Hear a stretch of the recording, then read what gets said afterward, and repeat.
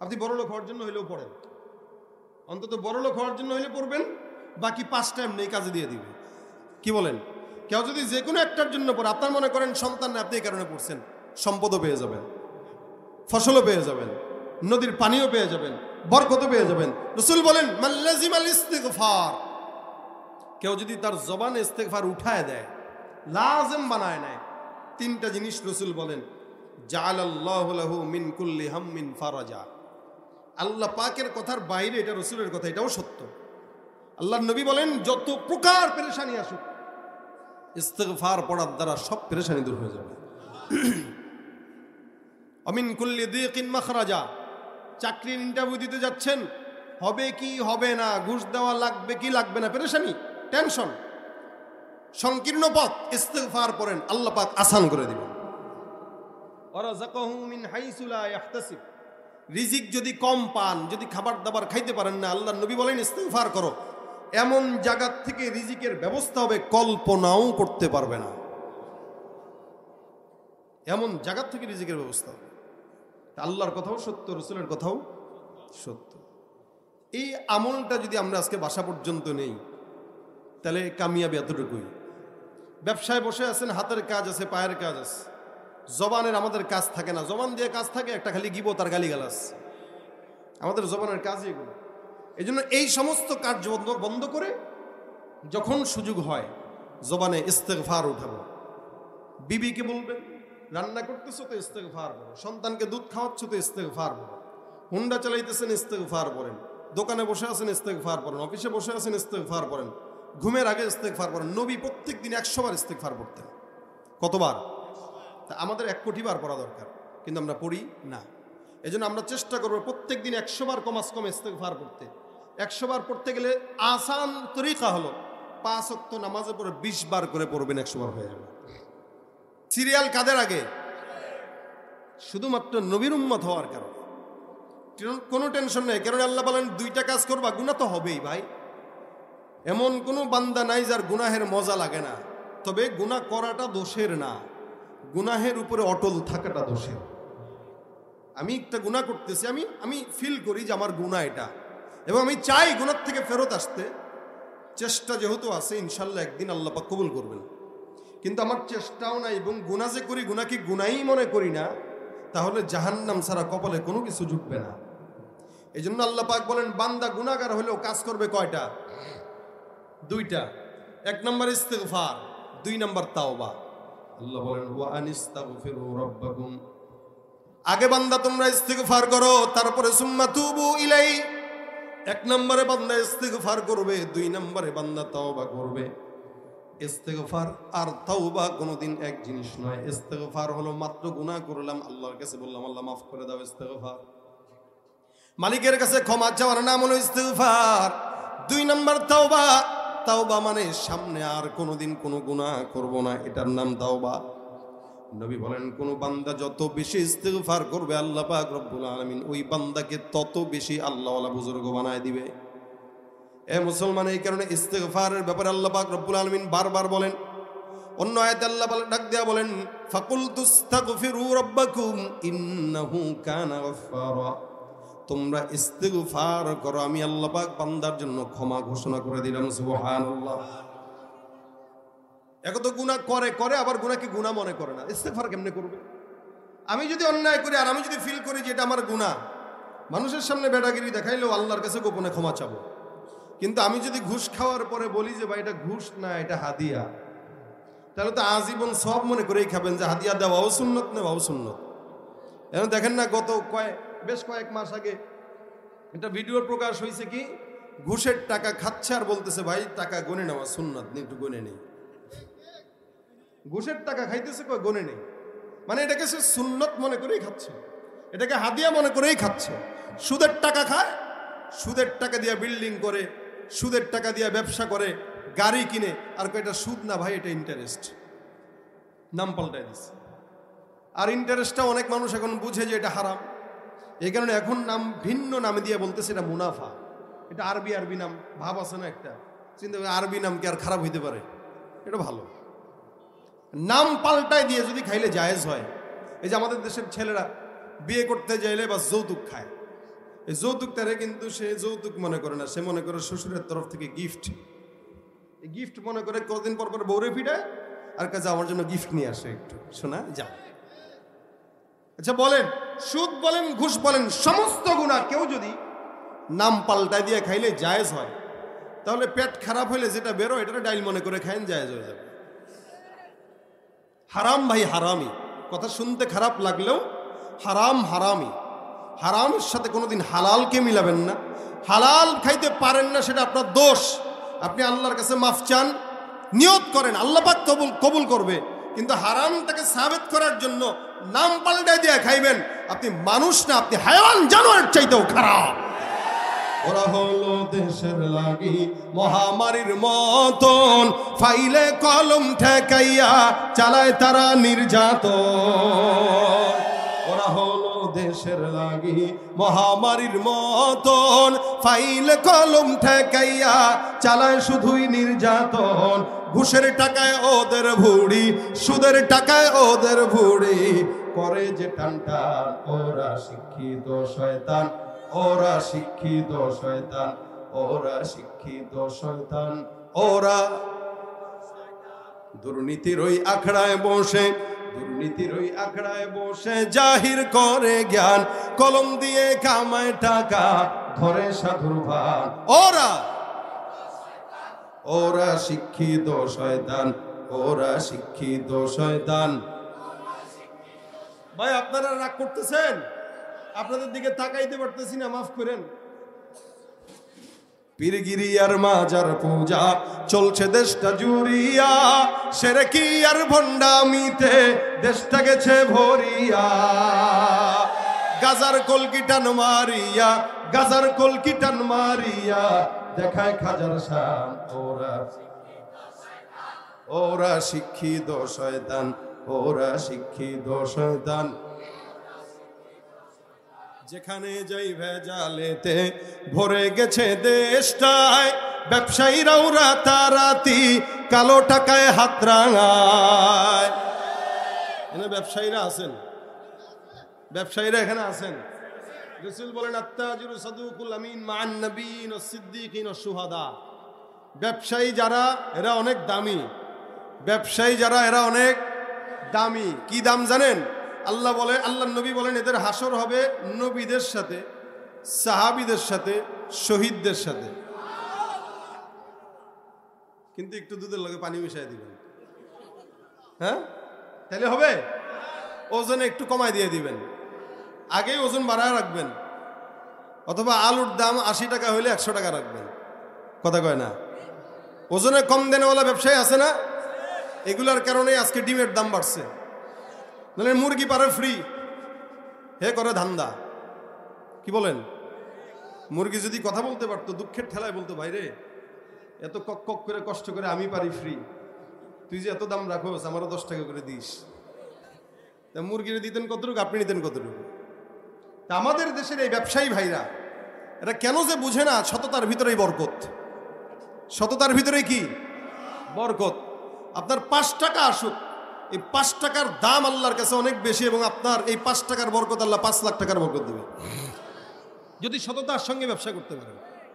কিন্তু এটা করে না, ধান্দাবাজি কইরা, দুর্নীতি কইরা, 2 নম্বরই কইরা, রং দিয়া ফল পাকায় তারপরে ব্যবসা করে।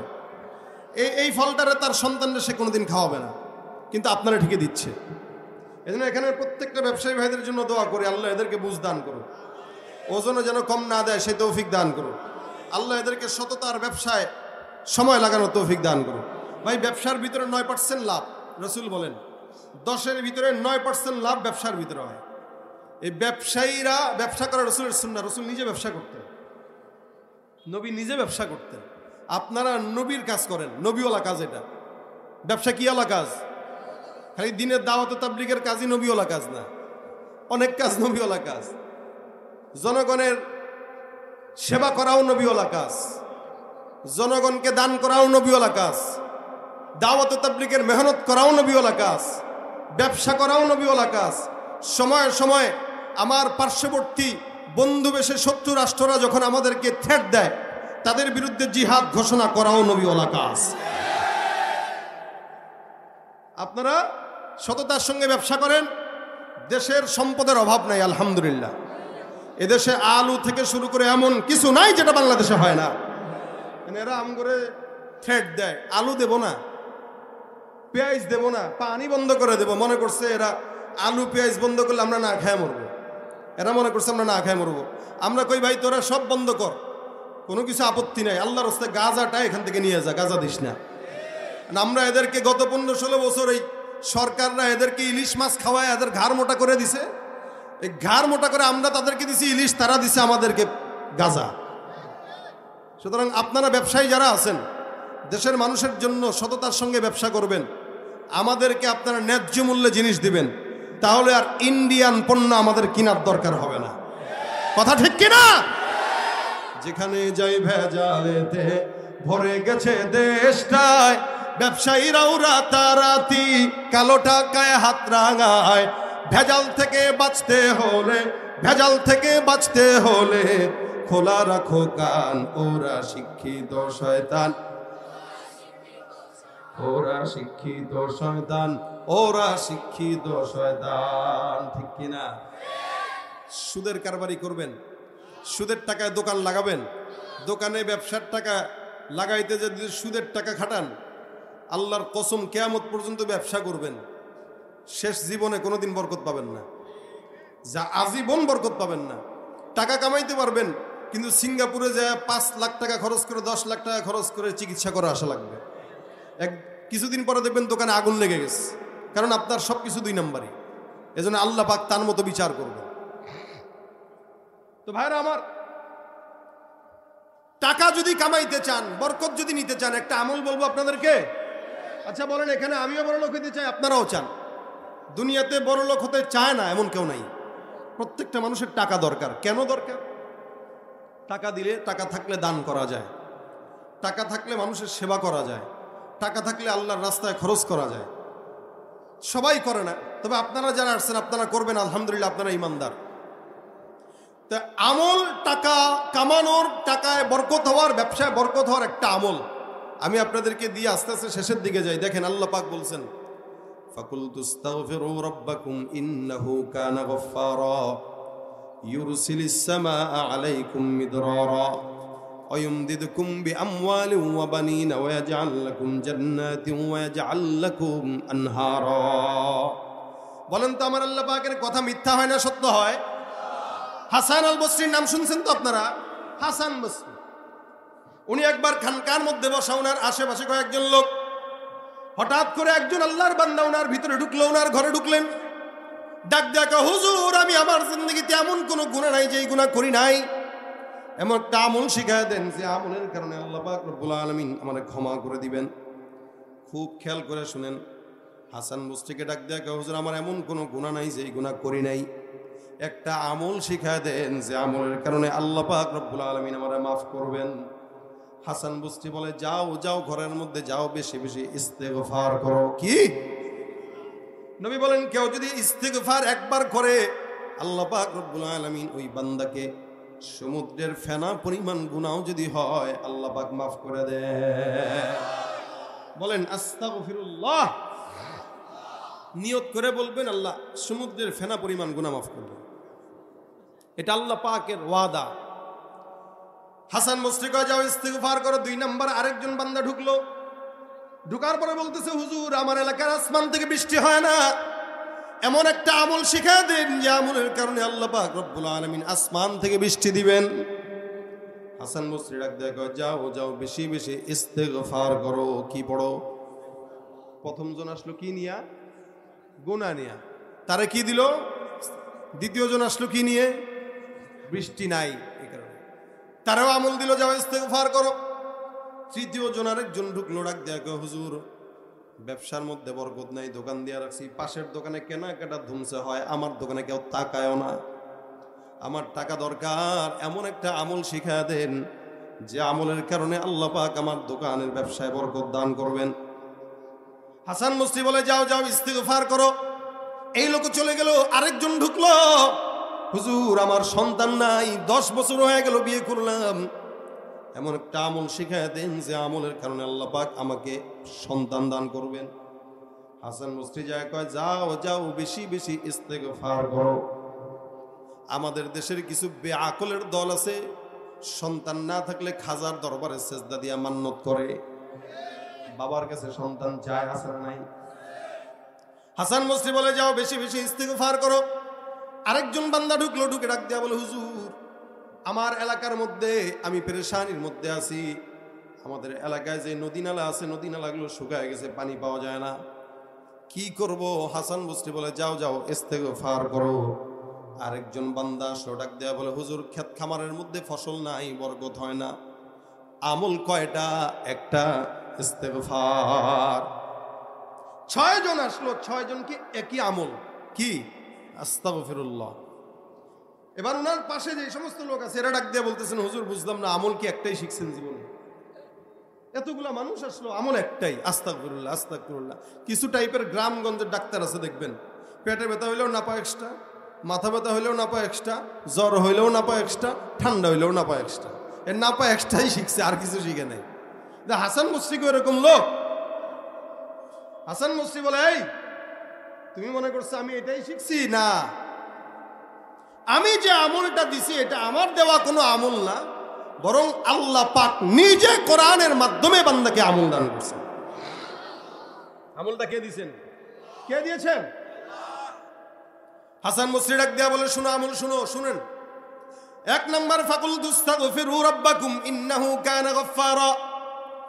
কেউ যদি ইস্তেগফার করে, আল্লাহ পাক রব্বুল আলামিন বলেন, ওই বান্দার 1000 কোটি কোটি গুনাহ থাকলেও আমি আল্লাহ ইস্তিগফারের বরকত বান্দার গুনাহ মাফ করে দিব। ইউরসিলিস সামা আলাইকুম মিদরারা। কোন বান্দার যদি আসমান থেকে বৃষ্টি না হয়, ওই বান্দাও যদি ইস্তিগফার করে, আল্লাহ পাক রব্বুল আলামিন বলেন, আমি আল্লাহ বান্দার জন্য আসমান থেকে বৃষ্টির ফয়সালা করে দিব। সুবহানাল্লাহ। ওয়ায়ুমদিদকুম বিআমওয়াল। কোন বান্দার যদি সম্পদে বরকত না হয়, দোকানে বরকত না হয়, বান্দা ইস্তেগফার পড়লে আমি আল্লাহ বান্দার সম্পদ আর দোকানে বরকত দিব। সুবহানাল্লাহ। আরে ভাই, এটা হলো লাইনের কথা। লাইনে আগাবেন, বরকত দিবেন কে? বেলাইনে আগাবেন, বরকত দিবে।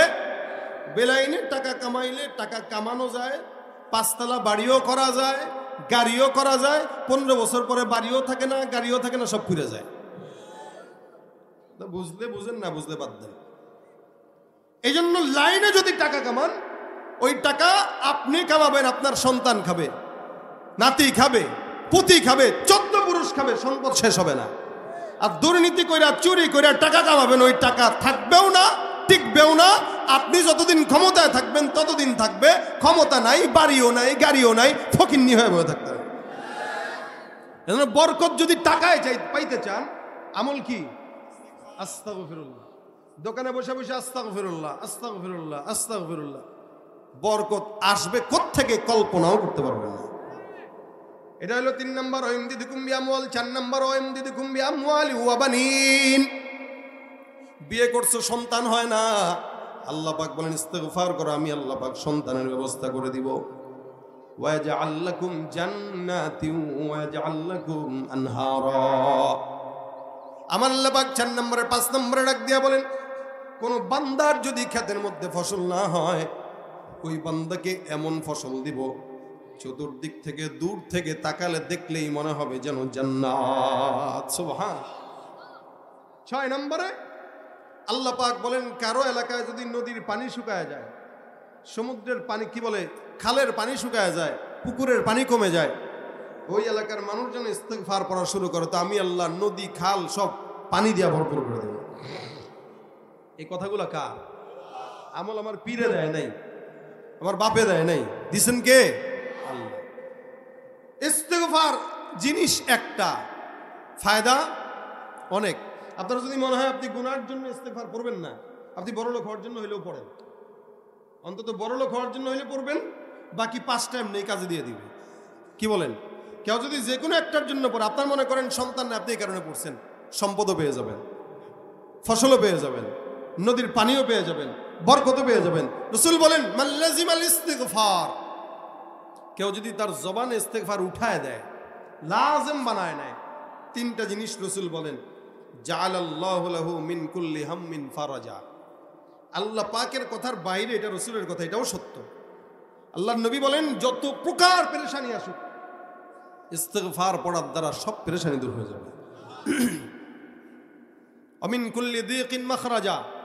চাকরির ইন্টারভিউ দিতে যাচ্ছেন, হবে কি হবে না, ঘুষ দেওয়া লাগবে কি লাগবে না, পেরেশানি, টেনশন, সংকীর্ণ পথ, ইস্তিগফার পড়েন, আল্লাহ পাক আসান করে দিবেন। ওয়ারাযাকাহু মিন হাইসু লা ইয়াহতাসিব। রিজিক যদি কম পান, যদি খাবার দাবার খাইতে পারেন না, আল্লাহর নবী বলেন ইস্তিগফার করো, এমন জায়গা থেকে রিজিকের ব্যবস্থা হবে কল্পনাও করতে পারবে না। এমন জায়গা থেকে রিজিকের ব্যবস্থা হবে। আল্লাহর কথাও সত্য, রাসূলের কথাও সত্য। এই আমলটা যদি আমরা আজকে বাসা পর্যন্ত নেই, তাহলে কামিয়াবি এতটুকুই। ব্যবসায় বসে আছেন, হাতের কাজ আছে, পায়ের কাজ আছে, জবানের আমাদের কাজ থাকে না। জবান দিয়ে কাজ থাকে একটা, খালি গিবত আর গালিগালাজ, আমাদের জবানের কাজই এগুলো। এই জন্য এই সমস্ত কার্য বন্ধ করে যখন সুযোগ হয় জবানে ইস্তেগফার উঠাবো। বিবিকে বলবেন, রান্না করতেছো তো ইস্তেগফার করো, সন্তানকে দুধ খাওয়াচ্ছ তো ইস্তেগফার করো, হুন্ডা চালাইতেছেন ইস্তেগফার করেন, দোকানে বসে আছেন ইস্তেগফার করেন, অফিসে বসে আছেন ইস্তেগফার করেন, ঘুমের আগে ইস্তেগফার করেন। নবী প্রত্যেক দিন 100 বার ইস্তেগফার করতেন। কতবার? তা আমাদের 1 কোটি বার পড়া দরকার, কিন্তু আমরা পড়ি না। এই জন্য আমরা চেষ্টা করবো প্রত্যেক দিন 100 বার কমাস কম ইস্তেগফার পড়তে। 100 বার পড়তে গেলে আসান তরিকা হলো 5 ওয়াক্ত নামাজে পড়ে 20 বার করে পড়বেন, 100 বার হয়ে যাবে। 5 ওয়াক্ত নামাজে পড়ে 20 বার পড়তে কতক্ষণ লাগবে? 20 সেকেন্ড লাগবে। 20 সেকেন্ড। এই 20 সেকেন্ডে যদি রাসূলের সঙ্গে আপনার ইস্তেগফার মিলে যায়, আপনি যদি বরকত পান, ক্ষতি আছে রে ভাই। আল্লাহ পাক আমাদেরকে পড়ার তৌফিক দান করুন। নিয়ত করেন কারা কারা পড়ব। আমি নিয়ত করছি ইনশাআল্লাহ। আল্লাহ আমাদেরকে তৌফিক দান করুক, বলেন আমিন। যা শুনলাম বললাম এগুলোর উপরে আল্লাহ পাক আমাদেরকে আমল করার তৌফিক দেখ। আমাদের সকলের জবানে আল্লাহ পাক ইস্তেগফারের আমল উঠায় দেন। আজকের মজমায় 10 জন ব্যক্তি যদি এই কথা মানে, 10 জন ব্যক্তি যদি আমল বাসা পর্যন্ত নেয়, ইনশাআল্লাহ আল্লাহ পাক ওই 10 জনের হায়াতের কারণে, 10 জনের আমলের কারণে আমাদেরকেও বরকত দিব। বিশ্বাস হয় না? এটাই কামিয়াবি মাহফিলের। আজকে শিখলাম কি? ইস্তেগফার। ফজিলত তো শিখছি না? তো সুতরাং আমরা সবাই চেষ্টা করবো এই ফজিলতটা বাসা পর্যন্ত নেওয়ার। দোকানদার ব্যবসায়ী যারা আছেন সততার সঙ্গে ব্যবসা করবেন, বরকত দিবে ইনশাআল্লাহ আল্লাহ। আল্লাহ আমাদের সকলকে তৌফিক দান করুক। পর্যায়ক্রমে আলোচকরা আসবে, আপনারা তাদের জবান থেকে মূল্যবান নসিহত শুনবেন, মোনাজাত দিয়ে তারপরে সকলে যাবেন ইনশাআল্লাহ। আমা তৌফিক ইল্লা বিল্লাহ। আসসালামু আলাইকুম ওয়া রাহমাতুল্লাহি ওয়া বারাকাতুহু।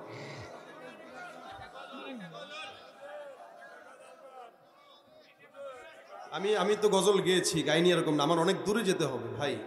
আপনারা শুনেন। আচ্ছা আচ্ছা আচ্ছা, ঠিক আছে, চুপ থাকেন। আপনাদের সাথে কথা বললে আমার সময় নষ্ট হবে। বিপ্লব মানে জীবন দেয়া বসে থাকা নয়, সে কোনো দিন আসবে না রে করো যদি ভয়। আসবে বিজয় রক্ত আর জীবনের বিনিময়, আসবে বিজয় রক্ত আর জীবনের বিনিময়। বিপ্লব মানে জীবন দেয়া বসে থাকা নয়, সে কোনদিন আসবে না রে করো যদি ভয়।